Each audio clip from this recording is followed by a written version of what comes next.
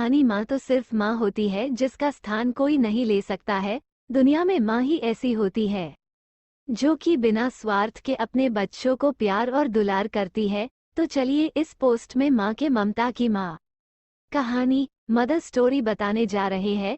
जो दिल को रमेश अब बड़ा हो गया था पढ़ लिखकर अब उसकी एक अच्छी सी नौकरी एक शहर में भी लग गई थी। कुछ दिनों के बाद उसके माँ बाप के उसकी शादी एक सुंदर और सुशील लड़की से करा दिया जो कि वह भी नौकरी करती थी। अब रमेश और पत्नी दोनों जॉब करते हुए एक साथ ही शहर में बस गए थे।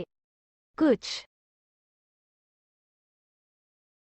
दिनों के पश्चात रमेश के पिताजी भी अब इस दुनिया को छोड़कर चले गए, जिसके बाद उसकी माँ एकदम सी अकेले सी हो गई थी। जिसके बाद कुछ दिनों के बाद मेश अपनी माँ को अपने साथ रहने के लिए शहर ले आया। जिसके बाद शहर में आकर रमेश की माँ खुद को एकदम अकेले पाती थी। इस तरह उन्हें भी अच्छा नहीं लगता था, लेकिन एक माँ अपने बेटे की हमेशा खुशी ही चाहती है, सो धीरे धीरे वो शहर में रहना भी सीख गई थी। लेकिन रमेश और उसकी पत्नी हमेशा अपनी माँ को समझाते रहते थे कि ऐसा मत करो, ये मत करो, मतलब कि वे अपने आगे माँ को गांव की एक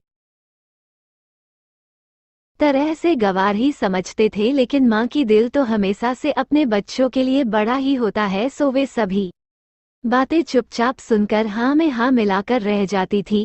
एक दिन की बात है, सुबह रमेश की पत्नी को ऑफिस जल्दी जाना था, सो वो सब कुछ जल्दी से तैयार करके रमेश का खाना पैक करके ऑफिस चली गई।